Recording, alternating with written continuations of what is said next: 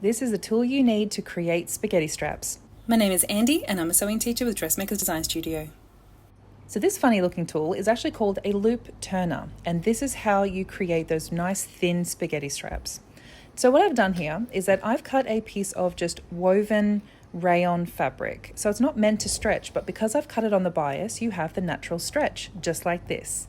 So what I've done is that I've cut out a strap of the fabric and I've actually created a roll hem. This is using my overlocker machine, and I've created a very small but sturdy stitch along the edge here. So the particular reason I love doing this stitch is not only because it keeps the stretch in the bias, but it also makes sure that it doesn't twist and it doesn't break when it's stretched. It also is great because it has this extra piece of the thread that happens whenever you're using the overlocking machine. Now this is what we use to tie around the top of the loop turner so that it doesn't get caught in the fabric anywhere. So instead of locking this into the fabric like a lot of people do, I actually wind the thread around the hook, lock it in place, and then turn it inside out.